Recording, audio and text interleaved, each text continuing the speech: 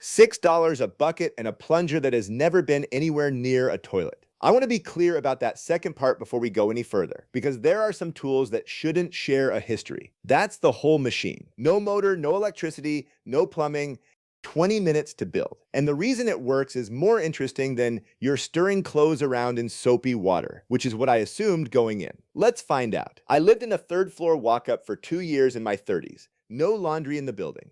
The nearest laundromat was 6 blocks away, and every wash cost me $3 in quarters plus 40 minutes sitting in a plastic chair reading a newspaper somebody else had already finished. I did that for 2 years because I didn't know there was another option. Nobody tells you there's another option. So when I ran across the bucket washer, my first reaction was that I wish I'd known about it in 1998. My second was skepticism, because a bucket is not a washing machine, and I've been around enough tools to know the difference between a machine and a shortcut with good marketing. Here's the thing though, this isn't new. People were mechanically agitating laundry long before electric machines existed. Wooden paddles, sticks, washboards, tools called dollies that forced water through fabric inside a tub. James King patented a hand-cranked drum washer in 1851. The bucket version doesn't have one famous inventor attached to it. It's a folk invention. Campers built it. People without laundry hookups built it. Somebody looked at a bucket and figured it could do more than hold things. There's a commercial version too, the breathing mobile washer, that refined the idea with a cone-shaped agitator full of holes. The cone lets air escape while pushing and pulling water through the clothing. That word breathing is the whole mechanism. The clothes don't get clean because rubber is scrubbing them. They get clean because the tool pushes dirty water into the fabric and pulls it back out. Over and over. The clothes breathe through water. All right, here's what you need. A 5-gallon bucket with a lid, roughly 20 liters. A brand new plunger. Sink plunger is easier to modify because the cup is usually flatter, but a standard one works. A drill, a sharp utility knife, a marker, some sandpaper, and low sudsing detergent. Not the foamy stuff. High foam detergent looks impressive for about 30 seconds, and then you've got a chemical volcano on your kitchen floor. Wash the bucket first. And if the bucket in your garage previously held paint, solvent, pesticide, or anything that would make you pause, don't use it. Buy a clean food-grade one, $5. This is not the place to economize. Turn the lid upside down and mark a hole dead center. It needs to be wide enough that the plunger handle slides freely without catching, but not so wide that the lid stops being a lid. 2 inches usually does it for a standard handle, but measure the plunger you actually bought. This is one of the rare projects where the tape measure gets to participate. Cut the hole, then sand the edge smooth. Every stroke you make drags that handle against the rim, and a sharp plastic edge will chew through a wooden handle faster than you'd think. Now the plunger cup. Drill 6 to 8 holes through the rubber, spaced around the cup rather than clustered in one spot. They don't need to be big. Their job is to let water pass through while the rubber still creates resistance as it moves. Thin rubber, fewer holes. Thick and stiff, you can add a couple more. You're not trying to turn it into a colander, it still has to push water. Smooth the rough edges after drilling. Rubber shavings do not improve anybody's laundry. Clothes go in the bucket, do not fill it, and this is the part everybody gets wrong on their first load. Water has to have room to move around the fabric, and a packed bucket doesn't leave it any. The clothes just sit there in a wet wad while the plunger shoves the whole mass up and down. Nothing flushes through. A shirt, some socks, underwear, light pants, enough water to fully wet everything with a few inches of space at the top. Small loads aren't a compromise here. They're how the thing works. Small amount of detergent, less than you think. A 5-gallon bucket doesn't need a full capful, and every extra bit is more rinsing on the back end. Lid on, handle through the hole. Push down slowly. That first push forces water through the fabric. Pull up, and the water moves the other direction. Push, pull, the clothes are being compressed, released, and flushed. This is exactly why the holes matter. Without them, the plunger traps air and behaves like a giant suction cup, and all you're doing is lifting one soggy mass up and down. The motion doesn't need to be aggressive. You're not punishing the shirts for getting dirty. Steady rhythm beats violence. After a minute or two, the water starts carrying off the dirt, the skin oil, the sweat, and whatever that brown substance is that appears on clothing after one afternoon of completely ordinary human activity. Keep going for several minutes.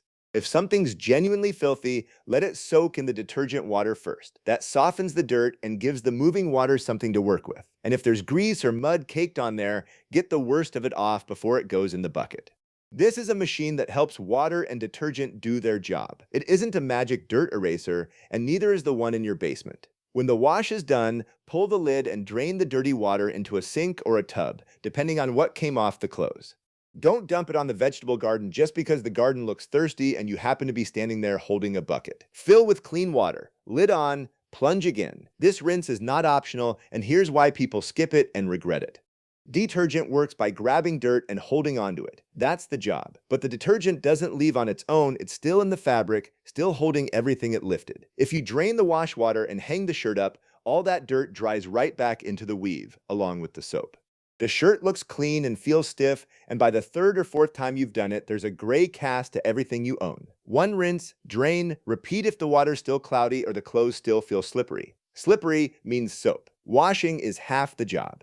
Forcing the dirty water back out is the other half, and it's the half that separates a working laundry machine from a bucket full of bubbles. Two upgrades worth knowing about. First, drill a second smaller hole near the edge of the lid and run a short piece of flexible tubing through it. Set the bucket on a counter or a raised platform and that tube drains for you instead of you hauling a full bucket to the sink. Second one is better. Take a second clean bucket, drill holes through the sides and the bottom, and nest it inside the first. Clothes go in the inner bucket. Water fills the outer bucket. The plunger moves the water through both. When you're done, you lift the inner bucket straight out and the water stays behind. Wash and lift.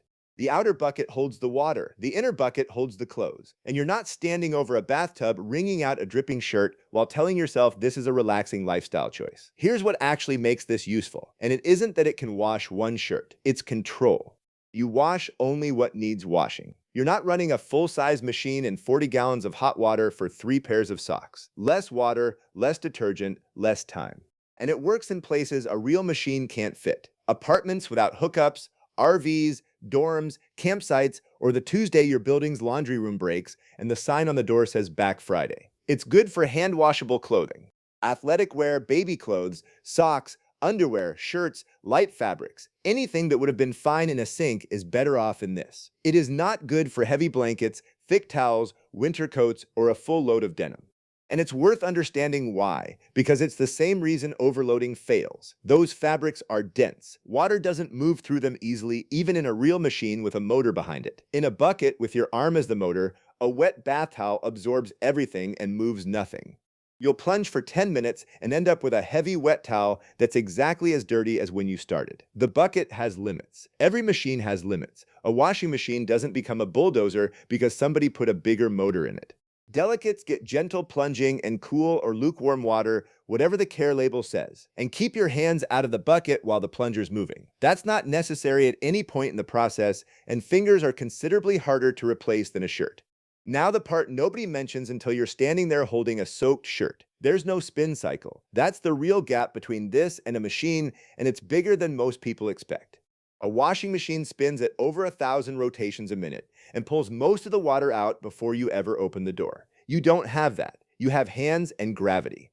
What works is pressing the clothes against the inside wall of the bucket and leaning into them. Steady pressure, not twisting. Then lay the item flat on a clean, dry towel, roll the whole thing up like a sleeping bag, and press down along the roll. The towel pulls a surprising amount out. It's the same trick people use on wet hair. Don't wring delicates by twisting. Stretching a shirt until it becomes a different shirt is not technically a successful laundry method. And whatever you get out by hand, plan on longer drying time than you're used to. A shirt that would tumble dry in 40 minutes might hang overnight. Here's what stuck with me. A modern washing machine has a motor, a drum, pumps, valves, sensors, electronic controls, a heating element, and a whole cabinet wrapped around the outside. This bucket strips the idea down to what's actually doing the work. Water, movement, pressure, detergent, time. The plunger pushes water into the fabric. The holes let it escape through the rubber. The pull draws it back out. Detergent loosens the dirt, moving water carries it off, and the rinse removes what the wash lifted. That's the machine, not the control panel, not the little song it plays when the cycle ends. Once you see that, this stops being a laundry trick and becomes a way to look at every appliance in the house. A lot of them are expensive because they've wrapped a simple physical process inside a complicated box. Sometimes the clever part is hidden behind plastic buttons and a price tag. Sometimes it's sitting in a bucket with a hole cut in the lid. I've used this for small loads, and I'd keep one in the garage even now that I've got a real machine. Takes up no space, needs no power, and it's a lot less dramatic than a washing machine repair bill. If you build one, clean bucket, brand new plunger, small load, less detergent than you think you need. Then let the water do the work. Tell me what to build next. Comments are open.